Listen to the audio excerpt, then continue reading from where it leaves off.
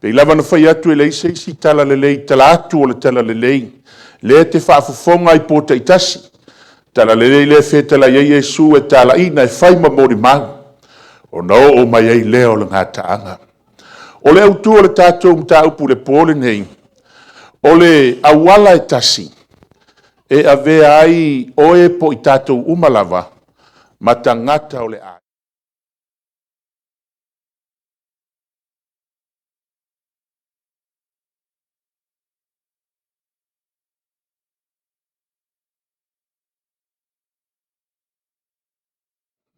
A le pō nei la tātou toi whaasolo I la fionga le atua, ai se I whaamalmalama le atua ia te tātou. Whai mai e le ngalo I a Iesu noa, e eilo na mafua anga. Whai mai Iesu, e pei o na pō noa, e whaapea foi pe a sau le atali o le tangata. Ai se a noa Iesu.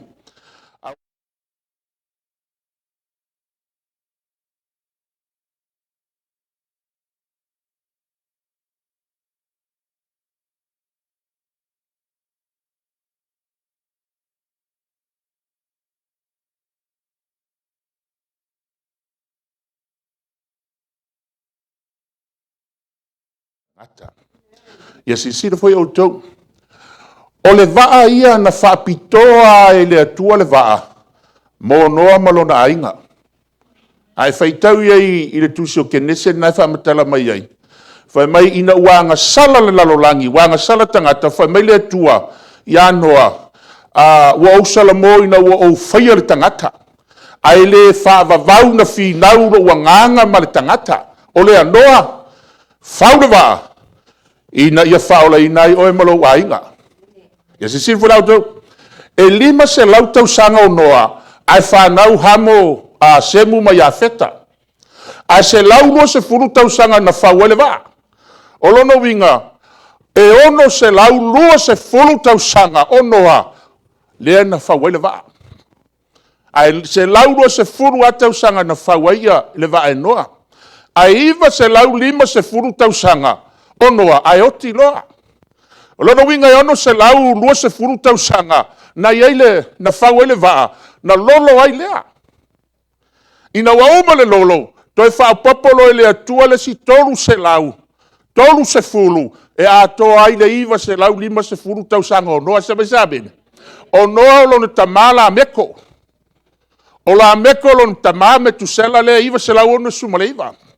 A o me kusela o lona tamā ia e noka, lena AVEAOLAINA le atua le langi. O la meko la, e fitu se lau, fitu se furu ma le fitu ona tausanga. Wai e fitu se lau, fitu ma le fitu tausanga o tamā o noa. Bikasa o le fitu se furu ma le fitu, fitu, o le numela le atua. Amen.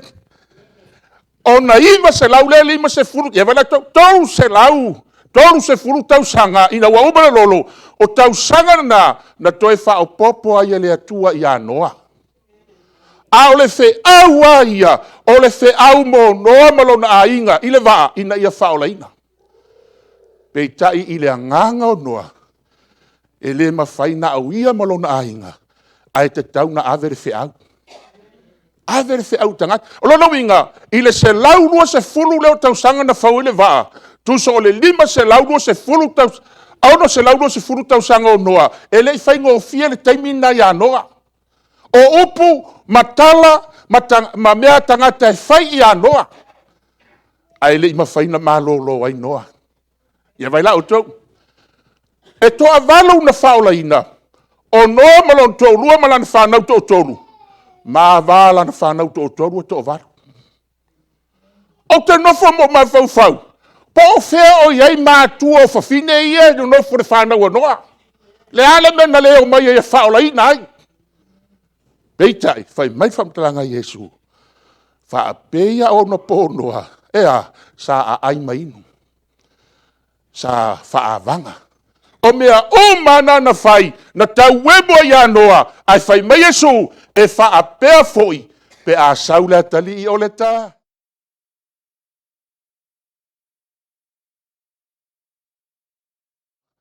o le whanau o lo tā ua mai to tono le tuspa ia. I oe la tātou woi la fionga le atua.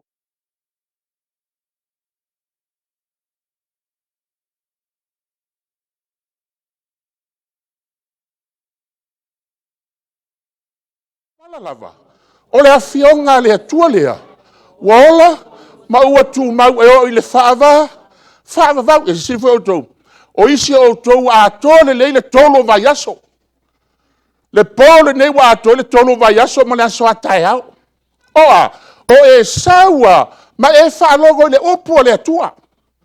E leo se upo se whaife au, e leo se upo se kalesia, au le upo le fionga le atua, le te whaalogo i po uba. O nā lea, o nā amata lo lea wa e whanau le fionga lea, wa e whanau wa i ala le fionga le atua. Teilo o isi, na o mai le amatanga, e le iei se, e iei o lato ma fau le taut, po le ale mea. E le fia toi nei, e le masani ni whalongo hai. Ai wa sau pēr, le nei tonu vai aso, whanau le fionga le atua. Wanga lue le fionga le atua, i tu tonu le whai mai ele whamtalanga, ua whanau whauina o tou, e le o le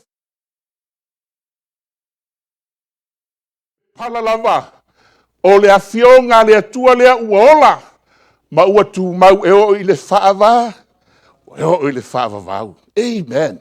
Ai sea ia vaila, au mai lolo le talanoanga tangata toru, o Yesu maniko temo. Yesu maniko temo, au mai nei le talanoanga lea le ori ia. Fai mai niko temo ya Yesu, Yesu. E le no fai na fai se tasi va venga ia. Se vanga na se tangata. O le tangata mai le.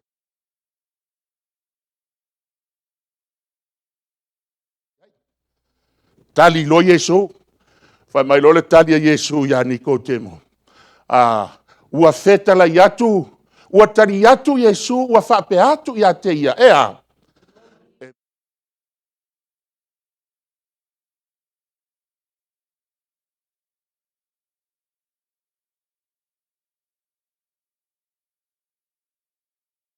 E sira fere le ia Yesu le mana onga la ya Nikodemo. Fai mai Nikodemo. Yesu.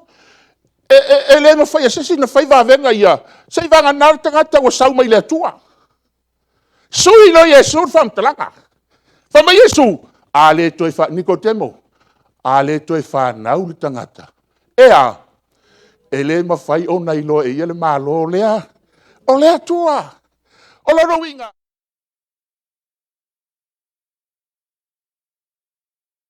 Nau le fionga le atua. Ele ma fai foi. Ona e lo le matango fia o le malo le atua. E modia. Le ma fai ona e lo le matango fia o le malo. Le mena le na fai e Yesu ya Nikodemo. Ia vai la o tau. O le whanau le ta ua i. Mua mua. Tātou whanau oma mai ai.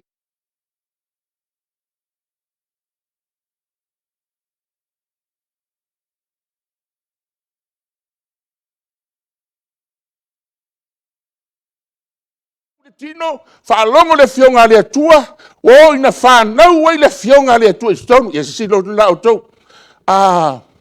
Se whamatala pia. O le whanau la leo whamatala ia Yesu ya Nikodemo. O le whanau i le vai ma le anganga. A pia se whaitau tatou mau ia, ua tari atu Yesu, moni, whai atu i atu. A whai le whanau, vai ma le anganga. E a Yesu. Ele ea, ele mawhai.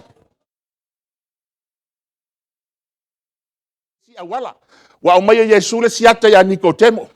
Fai mai ni Yesu ya Nikodemo. Nikodemo, a fai ele whanau tangata i le vai maleanganga. Ea, ele mawhai. Ele mawhai. O na sau o ia i le malo lea. Lea tua, le ele autu o le tatou. Taupu, o le Auala Tasi, e avea i oe matangato le aingo le atua. Aisea, whanau i le vai male, whanau i le vai male anganga. O le ua whanau mai i la le tino, o le a. O le tino lea, le tātou te iei o malawa. Le tino la lea le whanau ai. Lua ai whanau i le fionga le atua, tonu la, ua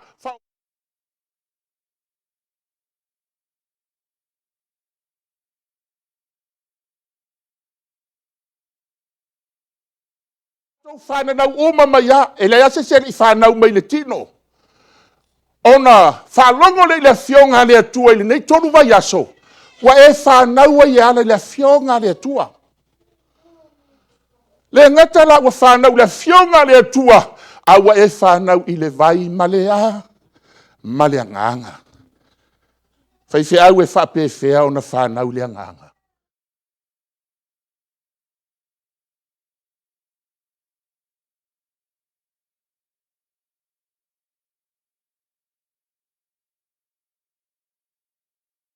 Mai ele upumoni. E tai e ia ia te o tau upumoni uma. A waile tau tala fua ia nao. Le wa wha matala ne Yesu le nganga pa ia. Whai mai Yesu i le yon le suma le ono. Au le a fio ae. E le a wina mai le nganga pa ia. Amen. Ai a maliu mai le nganga. Le nganga pa ia o le atua. O le nganga lea. E tupu mai ai le upu. Le upumoni. Ai mai le si tina. Te ua le alwatu langa o le ua faali mai ia faalinga ia. Mai faalinga e faisa umono tanga. Ila ue kalesia. Ia le se faalinga nga mea. Amen. A tonu foi o se nganga ese nai faali e.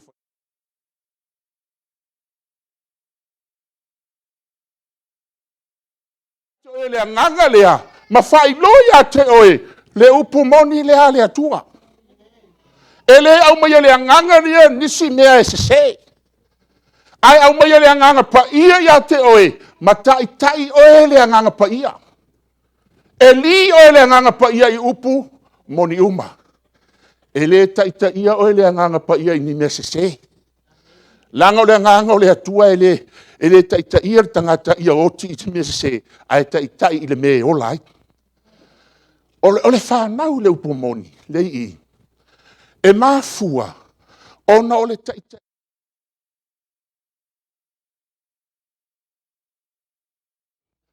E mafua ai, o le whanau nai le upu moni le atua. Ia si silo li ane toru whau pe ono. O le wa whanau mai le tino, o le tino lea. O le...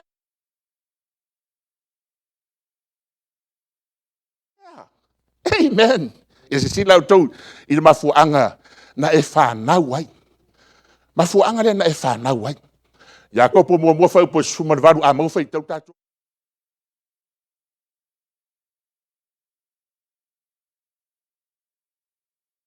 Polo ana mena fai. Vai, o le fina ngalo leo le atua. E leo se fina ngalo se ekalesia, po se fina ngalo se feifeau, po se fina ngalo se toiina, po se si. A o le fina ngalo le atua ia te oe mau le afiafi nei. Le fina ngalo na le atua na tai mai ei, oe le tonu o vaiaso. Ti ngana timunga, ti ngana malulu, ti ngana whaingata, ti ngana e au ngata. A o le nganga o le atua le tai ina mai oe, le anga o le fina ngalo na o le atua. Ea, ia e sau se i e whanau le upumoni. Se i e whanau le fionga le atua, le po e te whalongo ai, o le po fai fotou, e le mawhai na tu ua tātou sauni ngai pōtai tasi, ai li a vatua le apili a te o e te tu ai. Ai sea, e te le tu ono se tangata, ai te tu ono le upumoni mai Yesu Keriso. Tolu mea tau le upumoni le fionga le atua, o Yesu.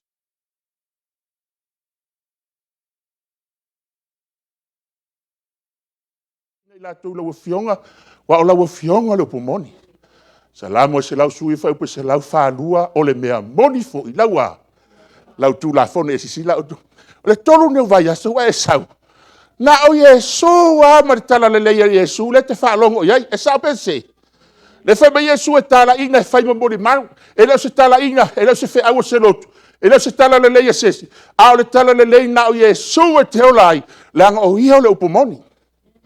Na whanau lea fawina o Yesu ia te oe. Ma taitai a Yesu ma whasino ia te oe. La nā fionga pa ia. Ina ia e o lai. Ai le ngata fo ilea. E whaai loa ia te oe. Le tū la fono lea tua se furu. E au fia i ma le sāpati a sofito lea. O lea tua. What happened tonight is a what? Tonight is the Sabbath. Amen. o le aso le nei o le sapati o le atua. Alea, lena tai mai tātou Iesu e ala na fionga, e ala le tūla fono.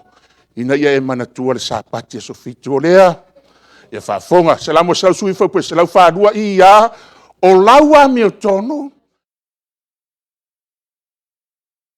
mea moni foi, laua, lau tūla fono, o le ami o tonu o le atua, e whaavavau a le ami o tonu o le atua. Lango le ami o tonu a le tangata whamei isa ia pe o le manongi o le i o le mai. A whamei, o le mea moni foi lau tūla, i nātou mai ai o taua pui pui na ia uru fale mai ai le nu uami o tonu. O ea tausi le mea moni, le nu uami o tonu, le nu na ta uami o tonu ina Iesu, e le o tau mai o se ekalesia, le nu o le atua, e whaalongo le upo le atua, o na ta uami o tonu ina lea, le anga i la tau na tausia le mea moni. O i la tau foi na, e ulu fale i le ai le ola e whaava. Rai foi tau, e le ola e whaava se nuu whaalonga tai le atua. Le ai. Langa le ola e whaava e me pule ai le atua. E le ola e whaava i tangata e le tausia tu la fono le atua, ma tausi sapati o le atua. Ai le ola e whaava o le nuu ami o tonu, o e la tau te tausia le upumoni le atua. Wawana le nuu e o le ola e whaavavau. O te fia iai le nanu. Se me sabene. Tātou te fia iai le nanu. Pasa, ai se ai whainga tai o na talia le tangata le upumoni. La tātou o pea ai se i whaamatala le fionga le atua. A maua whaitau tātou mau ia.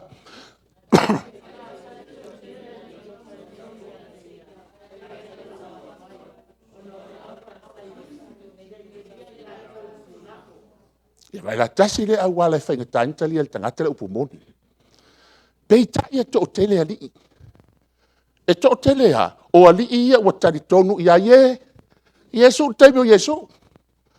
Ai whai mai whamtalanga. Ai le i ta watu wai. Ono le au whale seio, ne ia. Ne i tulia i la tau i le su. Ia vai o saudina whapene. E iei nai tangata e o mai isi e kalesi e whalongo. E o mai lai whaalongo. Ai o mai e tingana whaalongo le upumoni le atua. E FAAOLAINA. Ai le mawhaina talia. O nai whewhewe le whaiwhe au matoi ina. A oisi la teibe o mai e whaiwhe au mai tangata ali e lama lama. Po o ai tangata i o mai. A le mera o lene tupu i. Le si tatu whaasoro pea e whamatala. A mau whaitau whaupe whaasu maratoru. Ia. Mana nao le vi inga mai tangata. Vi inga. Tasi le me le talia le tangata le upumoni le atua.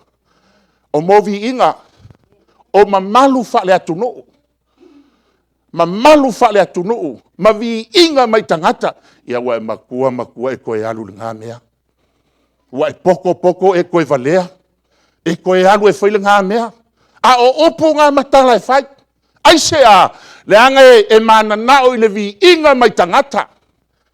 E o le ku o ko ainga le we fapea o nga le kalia i le upumongi le anga ua manga o vi inga ai le vi inga mai le ai le vi inga mai le fafta le si tata fape na ya tatu e bed ile nei po ma tatu mafanga a o me le tupu ia sisila se ve tau ya ko po fasu fitu ia o le wai lo e faile me le ai le faia le anga sala le sole.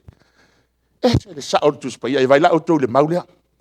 Wa e loa le leile sapati a sofito le tu o la stona le o tatu amata sapati. A e o tai e adu soli.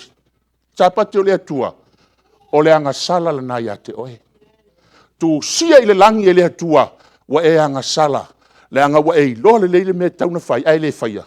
Tu sia i tu sia le langi o le anga sala le me na ia oe. O le wailoa e whaile me LELEI, ai le whaia, o le anga sala le ia te ia. Amen, church? Amen. O mea e lua e maafua ai o na papatiso le tangata, mua, e maafua. Amen. E lor whatua tua le whaiwhi au, e lor whatua tua le lotu. a fatu tua fa fonga fa mtalanga la fionga le tua male suolo a mo fa tato mo fa mo ia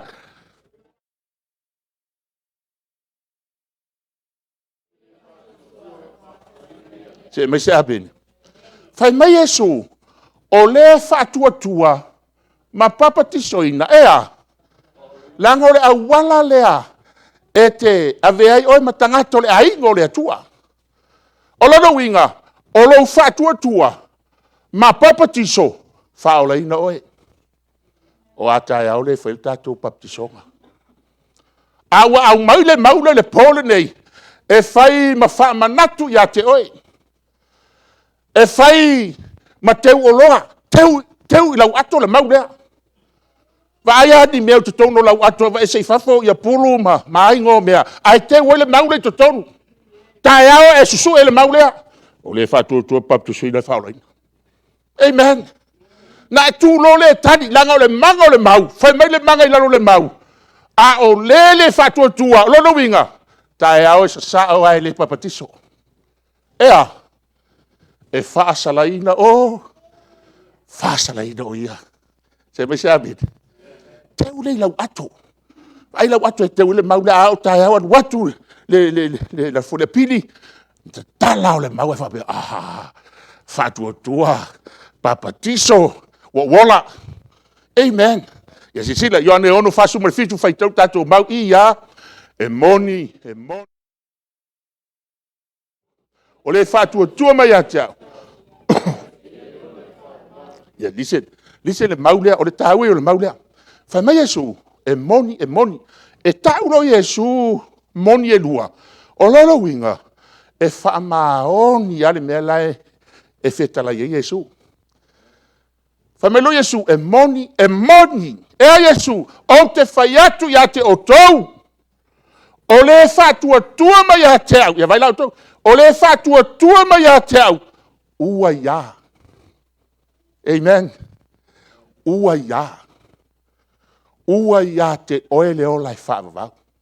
E leo fai mai le mau. O le fatua tua mai a te au. O le a. O le a ia te ia leo lai whaavavau. No. O le fatua tua mai a tau a Yesu lea, ua ia te ia leo lai whaava, e whaavavau. Ai whao e ese le sao whamtalanga Yesu, ua ia te oe leo lai whaavavau. O le nei, se whaitau ia, o le nei, e tupur fatua tua le tau longolongo atu. O le tau longolongo atu foi, ea, o le afionga le atua lea. Ia vai foi tolu neo vai aso e susu mai. Whaalongo le fionga le tua ea. Le taulongolongo. Taulongolongo ma whaamanatu ia te oe. Le fionga le tua. Le whai mai i. Na topu ai leo lau whaatua. Na topu ai leo lau whaatua tua. Wa kwau lau faith. Kwa lau le whaatua tua. Le anga wa e whaalongolongo e ale le upu alea. Ale atua. E leo se upu a. Leo se upu se lotu. Ale upu alea tua. Tupu ai lau whaatua tua. Ea, ngai rua whaasu Tasi ia, ona papatisoina lea, o e na talia na upu, male fia, o le aso foi ua whaapopoina hai, le tolu afe ota, oka sori. O le launga le a Paulo, o le launga le a Peteru, tolu i tūra. Ia o a ua li ina penga o se fase furubi nu teu, ua tau le fia ngofo foi. Ua malu e lue foi ua ia o fia o. A Peteru, kolo ma la fikula o launga. E launga la Peteru, ai ala langa ka ngaka Peteru. Sa se me mago ke faia. Ia vai lai, fai mero fai upe fasu markasi. Oga papa ki so inga lea, oea, o enga kalia langa upu. O le upu o le fionga lea kua, nga fola e Peteru. Amen. Ma male fia. Vemera ko, fa mai e kalia langa upu male fia. O kakar, ka feferi. E iei ka ngaka kai au. E kalia le upu le kua. Papa ki soinga, ai fia. Amen. Ai fia. Sa iei si kenga kalavonga papa kiso. Misionga fa pengi Samoa. O malo papa kiso laku lolonga lako fale. O ang ente koko. Wai lola ang ente. O papa kiso. Sanga mai loa enti sori. Ka kiki. fasi. Wa e are papa kiso ngai ka sia fasi. O malonga fasi wa. Ava me ngo ent. Wo so. Anga ku I fa ngo maka ngo so. O so. Fa mai ent. Ui. E fasi kwa o so. Ai fa mai ele kala vola. Fa mai Yesu. Anga le anga inga o. Ia e o so. Ma fia. Amen. Ia vala ko kai hau. Fala aua kuloa. Sa papa kiso. Oso mai loa. Amen Maria. E oso. Kusa pe ke musu vai kasi. Ai oso. Oso ma fia. Wai le langi lo kawi o le langi. O le ale me e ka uor fako. Ulo fa lama. A o le fako kua. O le fa lango le I me ua fa moi ai. O le a. O le maukingo le me le vaia. Maukingo le me le vaia. Ia vai la ko. E ile me kupu I fa ko le. A se fai kau fa ngaluenga le suongo ia. Ua fa yaku ila. So. E o lai o ia ko mo lo ainga. Kai mile o ia Paulo mo sila fa pui. Au mai lo ele fika. Fe sini lo pe le hase me fai. Ai fai mai fa kala fa kua. Fa kua ia Yesu. E fai kau fai pe ko sulua. O ngala kau kala kwa ile la fionga le. Vale. O kaka feri. E au mai. A o la foi ai kanga ko le aingo. O le li le fika le. Kau kala lo ia pe ia Paulo ia. Kala ile fionga le ri. Ia fa fonga la. Wana au mai fo I la ua I lea lava I tupo. Ma munu atu o la ta. Ia vai la fei kau mole vai muri ia. O nga papa ki soinga lo lea o ia. Ma longa ainga uma se mai sabe. Sole. Au mai de ponga fai ko. Ele lo pe fiai kulanga fa makala ia e Paulo ia ile ainga lea. Ainga wa o maga mulu ia mangu o Paulo masila. Fai mai lea, papa ki soinga lo le o ia, malonga ainga. So le se ainga I ngā maka ngofie, ai papa ki so umar kamar ki ngā le whāngau, le ainga a koa, wa sau nia mo le langi ma le ola I whaavavau. Se le kāua, o me lua mafu ai, o ngā papa ki soinga ka ngaka mua le saka koe ai whaakua po le faith. Ia lua o whaakasi. O le whaakua ma le salamo ia whaafonga ia pekelu. Ngā ruenga a maua whai kau kako mau whaamole. O ngā whaiaku leo pekelu ia kei lako. I ngā salamo ia. Ma ia kai kasi. Papu so inga o kou uma I le suafo Yesu ke riso. O ngā lea. Mo le whaamanga lo ingo anga sala. O ngā maua le o kou le me fua I fua mai. O lea. O lea nganga pa ia. Se mai sabed. O longa winga. E aonga e papakiso. Ele ngaka mo le whaamanga lo ingo au anga sala. A inga ia maua le ngalu le nganga pa ia. Ia maua le musunga ma le ka inga le. Ele ki ofi me le Roma vai fa pusu mar fa. O ila ko o mai ka inga le nganga o le kua. O fa ngau ila ko le kua. Salamo la nga. Salamo ma furi kua le anga nga fai. Anga sala ma ku inga ngau sa fai. Ai fo I le kua I fa fonga le luko le su ko fa kasi. Ale kala fo nei pango kai lungo o le sa kau ma Yesu. Desi pango ka nga le anga ma upuleanga ya Yesu. Mai sore a foi o la lo ku FAAOLA o a ko mama. Ya fa fonga la ka de pango ka len fa ia. A mo fa ia. O fo ma sala. O wa o bi o me ka wa kusa ma.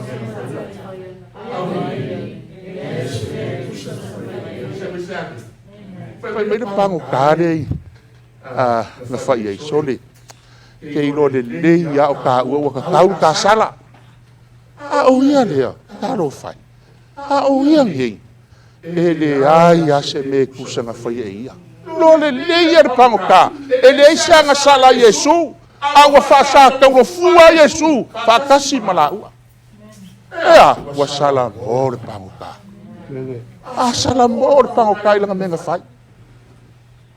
Unga le fai au I le pui. Unga le salamo. Ai tangi pangka. Tangi ka fa pe fia. O salamo mo ngi. O le fai au ala ku lo fai ku akali. O salamo. Ai fai mai. Fai fe au anga o le kale. Ele maua o leo leo. O longu inga, wa salamo inga ua maua e leo leo. Wa salamo inga ua kale. Ai fa pengar ke ro kako. Amen. E fa pengar ke ro kako. E maua loa fa pa salamoa. Ai faia. Ar pangu kale wa langonga i el salamo. Ya fa foga lola le au ngagi el pangu ka. A mau fai kau ia. Nga fai e o ia ya Yesu.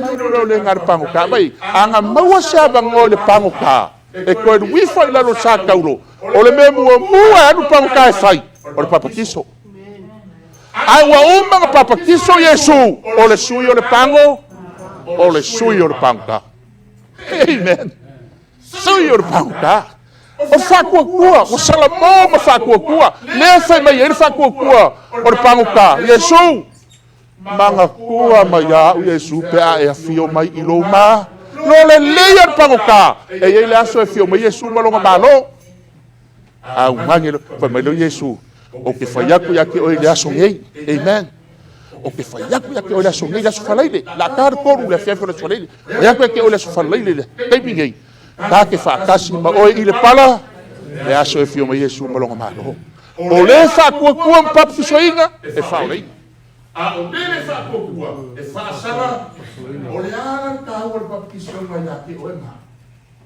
o le ala ka fa foma se ka ko pe fa kara de fio ngale o kari aku Yesu e mongi o fa yaku ya ki o e lo ke bolea a fa le fa ngau se kasi le vai mana nganga e le ma fai o ma sao o ye ma ro le o le baptiso ngale o le fai kokoa wakakala le fai kokoa wa makala le fai kokoa e kalia i oi kokongo le aingo lea o le akua amen so le ya fafoga o le faakusa ia le mea a mau fai kau bubol pe keru konu sukasi ia o le faakusa ia mea o le papisoa o lo faona me ke ia kako e lea o le faaka e se ino o le ele o le pimo a kani le loko fuki ifo le ia kua i le pueblo mai o Yesu ke o Yesu ke o le kaua o le papi songa ali usoe o le faakusa lea o le faakusa o le tali le loko fuki ifo o le faakusa o le koe ku mai o Yesu ngai e ua oki vai mai le mau ele o le faake e se ingo o le ele o le kingo sometime o isla ngaka e alanga papa kiso o le fia ka ele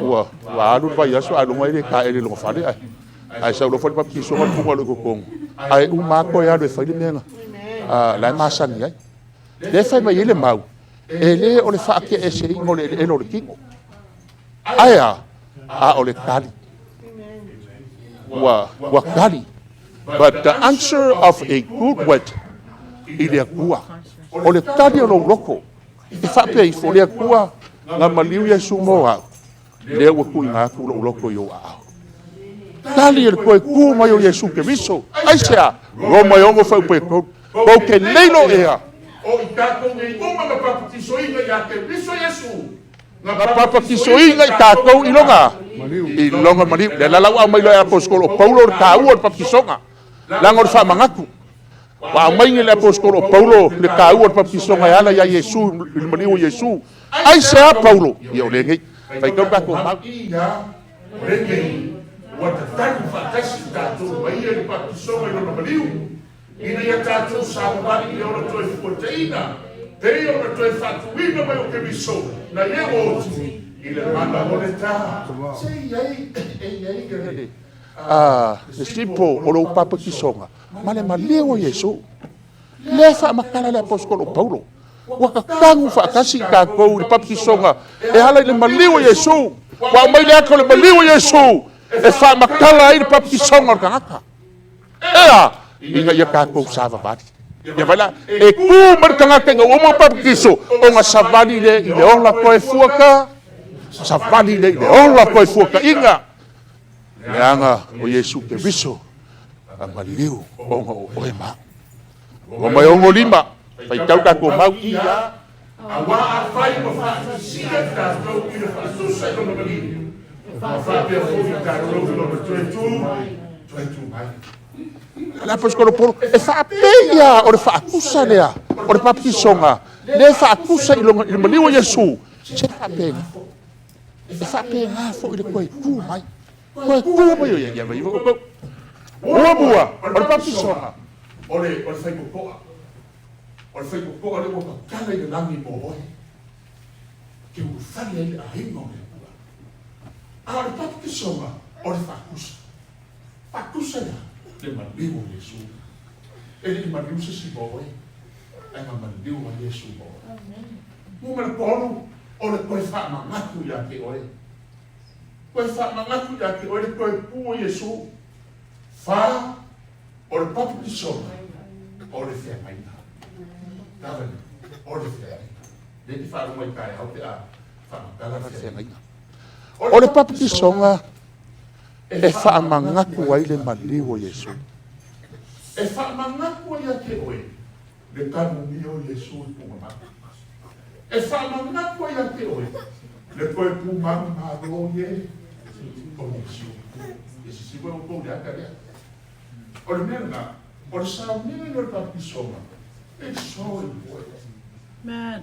O le matua ka. O le sau inga ni ei kokongu. O le ekalesia ma le fionga le kua. Leanga o le fa akosa o le maliu o Yesu i kare vadio. E vai la oe. O le aka lea.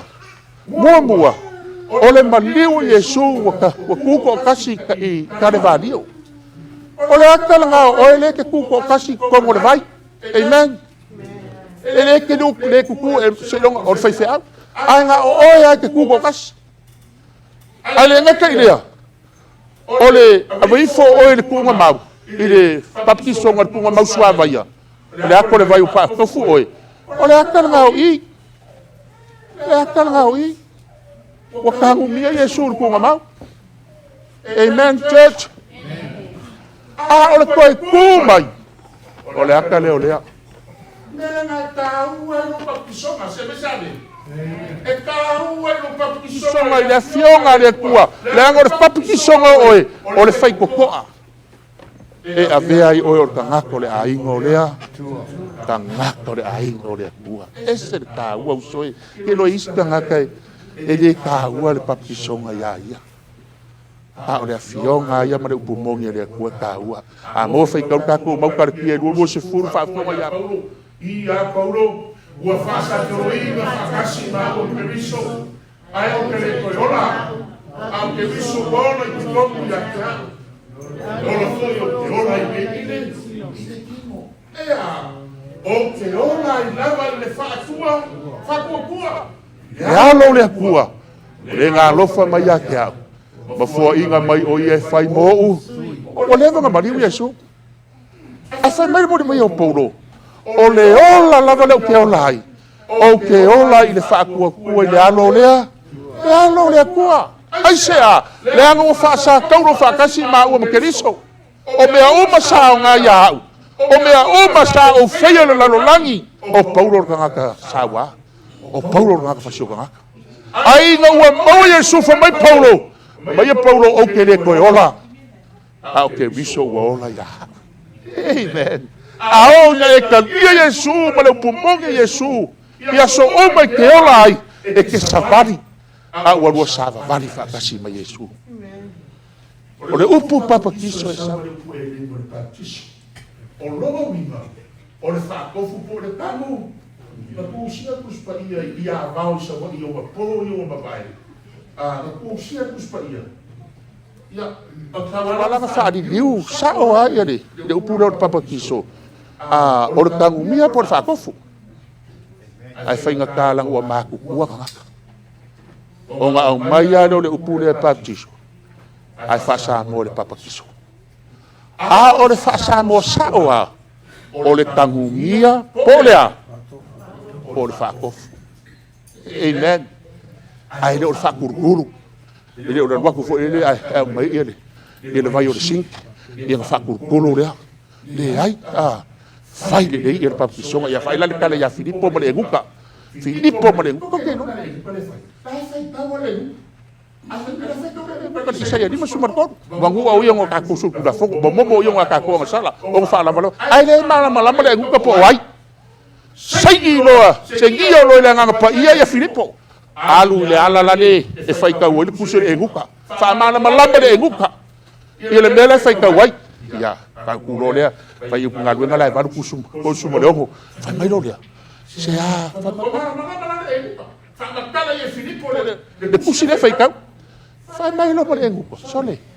Sea le me va o ia ia. E au le papa ki soinga o lo le leia le nguka. O langa kusul le fai ka. After le kusul le fai ka. O le la sanga e uia ia. O le papa kisu. Amen. Ai foi o gol. E kele ngaka. Nga fai kau. Ki nga wa malama. Ai le fia papa kisu. A ole hata na wa be nguka. Ya fa fonga la fa mpela. Fai kau kala Filipo I ya fa more.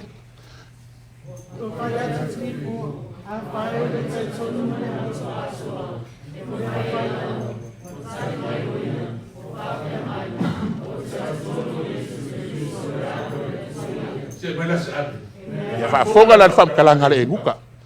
Fa me Filipo le nguka. A fai wa e karikongu ma le loko a koa. E ma fai lava. A fa me le karia le nguka. O ke karikongu o Yesu ke viso. Le alo le akua ia. Ya vai la foi ko.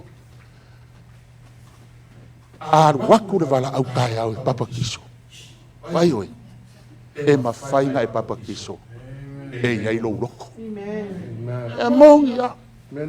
Ko iai lo loko a ko iai. Awange e popole foi upa makala iska ngaka. Ai ele kai. E fia papa kiso lesi. A ka o fia lesi. Ole mea mong ia who are you to stop the disease lesi ngaka. Oh, it's not our business. Kurowa. It's not your business. A le papa kiso ngaka ngawa e ka o fia. O ai lai ki e le koko. Ki e lungo le ulo oi. Amen. Fai ke lea vai foi o ko fai mai. Ia Filipo. Se karikongu ma lo loko. Se e nguka. E iai lo loko. E sao. Fai mai lo e nguka. Iohe. O karikongu. O Yesu ke viso. O le alo le akua. Ia vai la ko. Fai kau lo le fai pe kurvanu. Ia. O fai mai le ia. Ia fa pa u mai le mo fo fa ka vale. O ifo leo ina o mai le vai. O Filipo ma le nguka. Wanga papa kiso fo yake. Na keia. Ele fai mai. Ia fa pa u mai le nguka la so le mai porque que vai asu ya. Le ai. Fa pa u mai lo le. Fai mai le. O ifo ma lo le ile vai. Papa que soinga lo le nguka. A Filipo ma le nguka. Wa papa kiso inga fo yake. Yake ia. Le vai. Wo ha e la u ngai le vai. La sai le vai, la sa fa pa piso mal vai. O ai la u ngai le vai. O nga sengia lo le Filipo.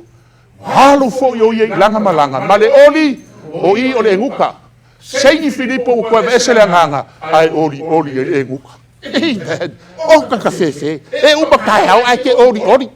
E va ku me ai fa mai oli. Amen. Ke ai le vai aso oli. Ya si lo foi o ko fa kalanga le. Vai foi o ko. Sa fai pa piso ma yo ko yo e kalesia ke siango.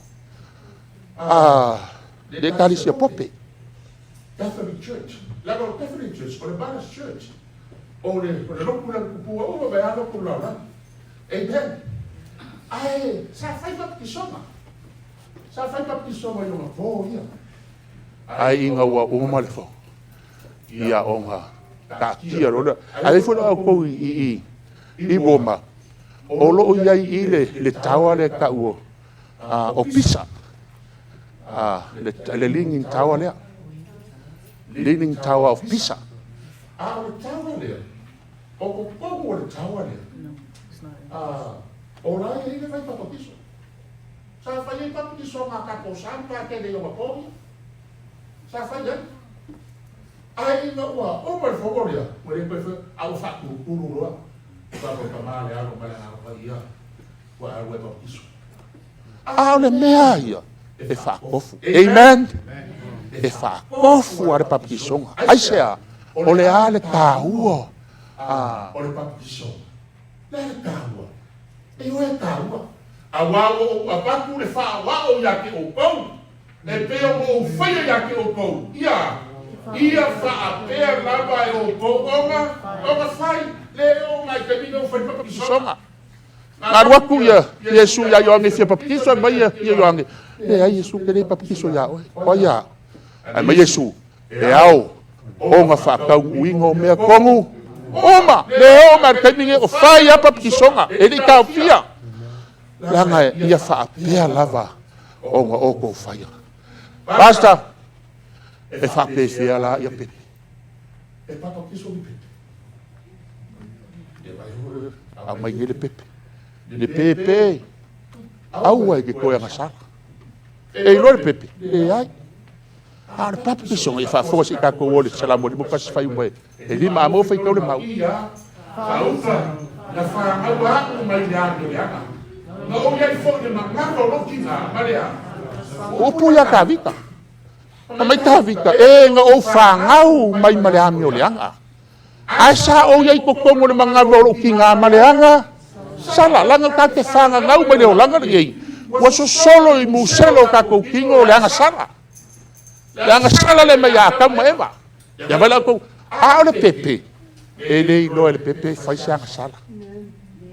Le anga i le papakisonga i a pepe. Amen. Wai fio whaku le pepe ngale. Ngale, a kama fi ai pepe. A o le ale me whai. Whafonga i le aposkolo Paulo. E ao nga whaie i le ainga. Ia. A wai whapa ia inga le tangi le kari kongu ia wā. E whapa ia inga fo ia wā le kari kongu le tangi. Anga leo lea. Koua le anga o kofanga. A o le nge. E kwa ia la wana. Se mala se ati. No kukongo le ainga. E ia le tangi le kari kongu le kua. Ai hei furi le awa. Olam kwa kari kongu le kua. O ia la le ngā. E whapa ia i ngā ingai whanga. Amen. Kāua la de ngā ese kāua. Whamkalanga le, ale whionga le kua. Se mea ka kāua ngā papakiso whaarua pe whaako. O umango papakiso le se tāne sina pasta. Le ngau sau ai. Ai maka ka kāua o koe papakiso. E le lau kari a se kari la whionga le kua ngā whamana malama lea. E vai lauko, e le kāua. Peke papakiso whaafia. Aia.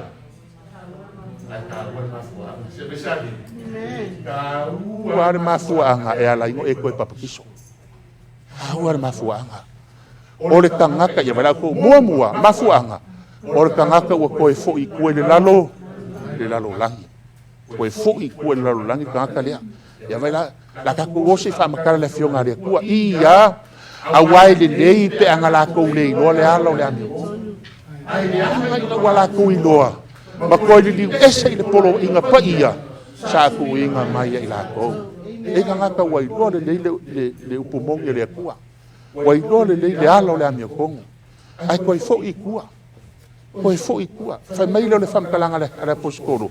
Wa koe li liu ese i le polo inga pa ia. Tau singa o le sapaki o le kua. O le polo inga pa ia le kua. O se se ai. Nga ku inga mai ake i la kou. E a pekenu, ia maua whaikau i a. Aua ka mu ia ke la kou le upo le whakakomong. Koe fōi kua i o koinga. Kai le inga. Koe fōi ia ka whiwhiri le pala. Ia vai au koni leanga o le me whaakusa i ai. E la fionga lea kua tanga kou koe fōi kua. Wa koe soli le pēr kula whonga pa i a lea kua. Ea, whai mai. Wa koe fōi a le uri i onga pua. Koa inga. Ai le uri. O le maile. Koe fo i a kuro, koe fo i a le maile i onga pua inga. Ma le pua se. Se wa lava fo le maile, a mai fo kama ingo sia. Kama kumo o le vacuum. A mai a le vacuum. Ai koe a mai fo i ma le pua. A le pua ua whakae le inga. Ea. Koe fo i a i e ka whiri le pala. E whiu e whakae le pua. Wa ai. Wa e mamani e yaso. Wa uma shampoo ya oe. Wa uma nga vacuum lau kingo. Awa koe parpala. Awa koe parpala. Whaakosa le whionga le kua. Le tangaka whapenga. Ea, e sau le upumongi, e kū le vai pongo le upumongi, ai lo pala le si vai whafu. Ea, e sau. E wakau le fia kako. E, say amen le church. Ia ko mo boy mai ali o le tau. Ma foi a kurka kula haunga le fia. E deska ko me ai, o sapaki ni o le ku. Lua. O le tangata o se le upu. Bom, afuanga le lua. Se le upu. Es kei le upu. Ia bo feitau ia. Le au sore. Ai se kasi ya ke o foku se le upu. Agua fa foi mai se kasi ya ke ia. Ia iloa e ia. O le fa foi mai tangata sala mai lo ngala se. E FAAOLAINA e ia le ngana. Ngai le oki. E ufi foi e ia le bauana. Amen. Mai la pe o le maulu ka ko le pua ma le uri. Mai foi ko. Ele uroa ele lo pala ele pala. Ko e sawa ko e faina le loko. O lo winga. E sau. Ko e fa ma le papison. Amen. Fa ko anga lua fo ile faina le kalisia. Amen. Au ida fa mai. Ia e loa o le fa fo i mai tanga sala mai longa ala se. E FAAOLAINA e ia le anganga ngai le oki. E ufi fo ia le vauanga ma fuanga nga vai foi ko ma fuanga le ka te lu ye kwai au mai sa u so asias. Wala au lia so lo ainga. Ea o lo la vea inga nga le anganga o tangaka. Mai longa mai le ala se. E la vea inga nga o tangaka me la se. Ea e FAAOLAINA ia. Le anganga ngai le oki. Aua ufi fo ia le vauanga sala. Wa e la vea inga le olo o le tangaka. Amen. Wa e la vea inga mai le se ma le anga sala sa fai. Kolu o le tamaka i mana malama i misi vae o le upu. O le upu pasta, o fia ate le mana malama. Ia whaafonga si kako le fionga le kua. O nga whaiakwa i lo i a ke i la kou. Pēnga papakiso i e o kou le a. Ua whai mai la kou. O le papakiso nga a. Yoange. Raenga le nga papakiso le papakiso nga foi a yoange le papakiso nga yoange foi a sarbo. Ia, mai le whai poe wha. O nga whaiaku leo paulo. Nga papakiso, lava yoange i le papakiso nga le a. Sarbo. Ua whaiaku le muu. Ia whakua kua i la kou. I le muri mai. O le ke riso Yesu. E le Tagata. E mogi e le imana malama. E le imana malama le upumongo. Ai ai fo isi nga papakiso inga. Nga papakiso pe o le whamkalanga le nga papakiso yoange le salabo. Nga papakiso ai le imana malama. Ai ora tāua lalia. Whai mai lo ia. Le maude sa kako iai.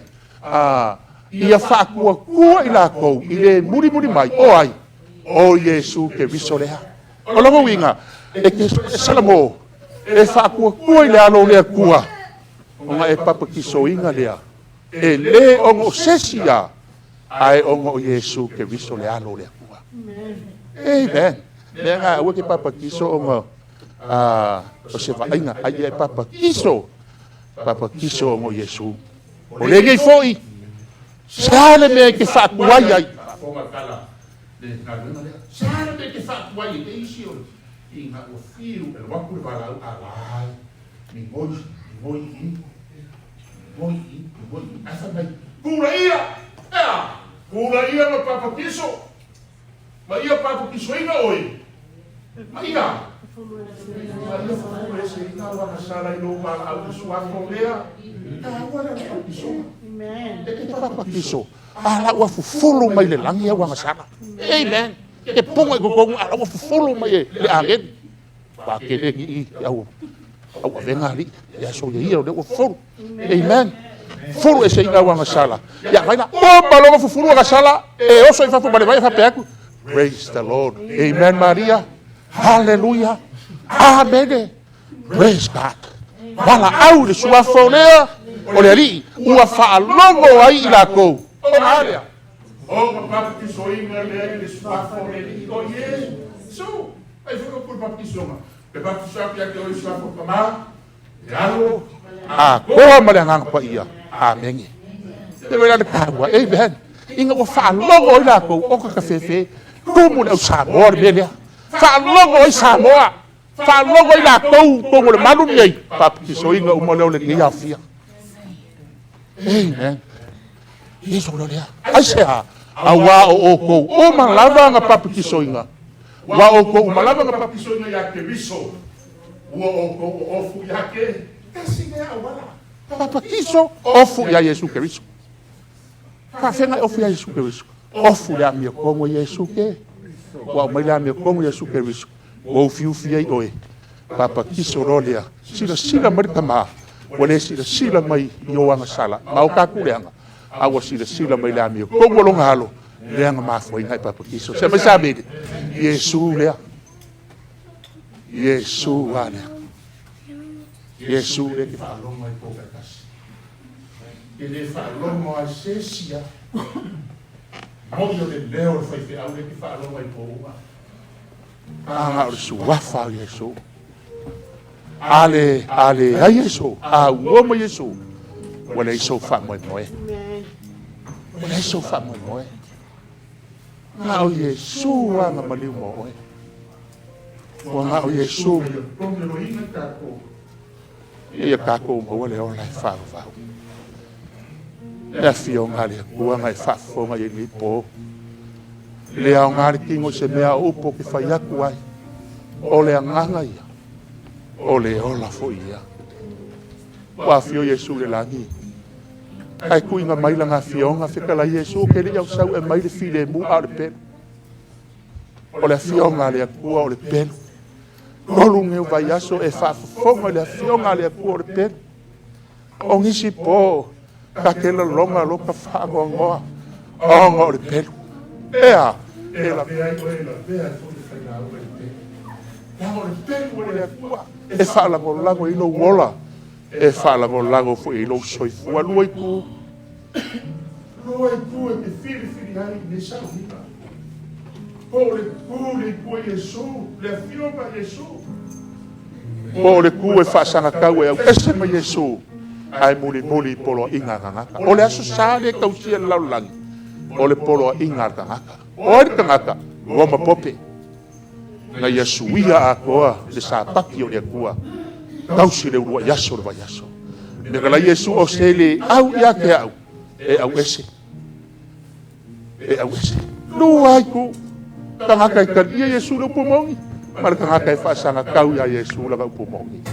E fili ai oe. Sau ia Yesu. Yesu ke le kulia lava o i whafo. Ai sea. Le angore ka, o le sa kaulo i kare bani. Le aka, sa kaulo i kare bani.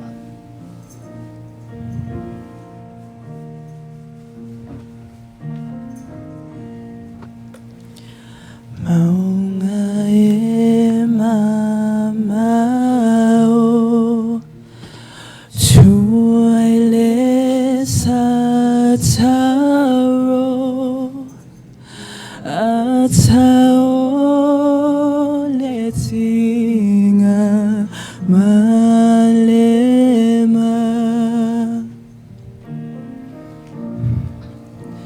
Langona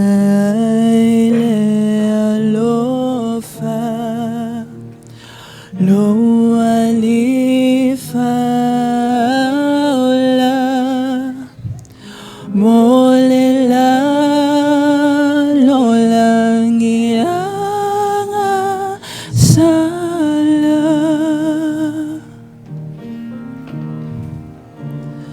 o tepi mauile sataro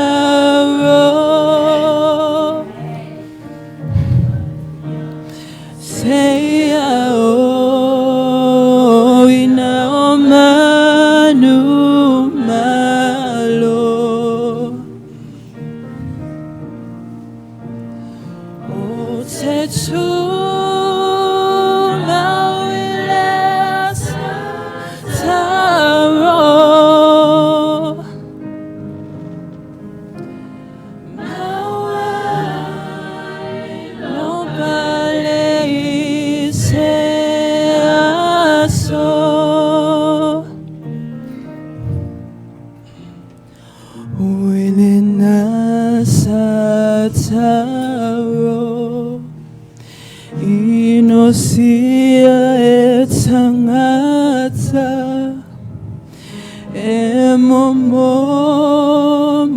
ailo loto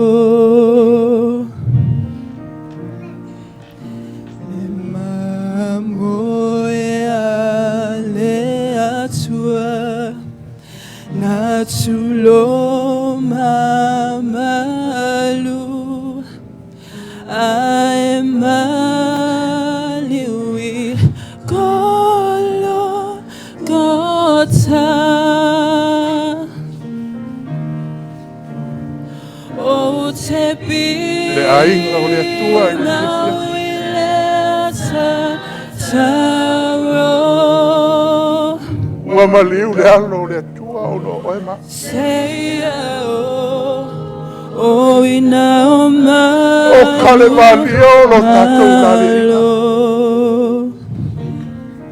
O kale valio na o mai le fao le tanga i le Atua. O le paneta le nei o lo tatou ola. E pole e te whapei fo ai le Atua. O awhai na tāmatina. Manau e tina atu lo ola i o ao le afi. Le afi na saunia mo satani. Ao le langi ma le ola e whamamau. O lo tofi lea. Lo ainga lea. O e le tamama le tina. Whailoa ma tala noi lo ainga. O lo tofi leo le ola e whamamau. Ua lata le aso e fio mai le ni. Ua lata le nasa. Ua nau Yesu e te ola. O ia e te ola. E le imaliu se lotu mo oe. E le imaliu se fai fe au mo oe. A maliu Yesu mo oe. O te tima wile so tara Seia o ina o manu malo O te tima wile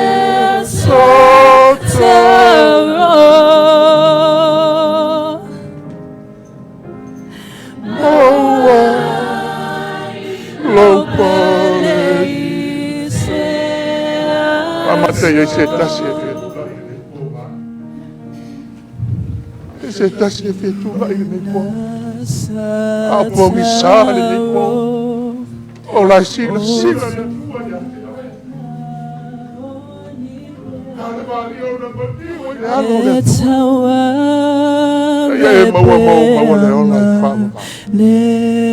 O mātou te māpa i ae o lo e a fio le langi. Ua maua lunga lava lomi inga le atua e whamamau. Le nei pō au mātou tu lai le nei pō. Mātou te lei tutu o no se lotu po se tagata. Aua mātou tutu le atua. Ono le alo la ua fio na maliu mo i mātou i kare manio. Ono mātou awala le nai le manuia i le ola i whamamau. Wa e saunia mo i mātou. Mātou te talo le ao, mātou tutu le nei po le atua. Mātou te ole si tia i o a ao i lātou uma. Whala e awina ma whaato toina ma whaamawhana whanaina. Ina ia i loalo mātou o fia e whamamau. O nisi o alala i nei fiafi si tia i o a ao le atua. Mātou ole ia i lau whaamianga i nei po. Ia vi ia lava oe whamamau. Ia vi ia oe whamamau e whamamau lava. Amen.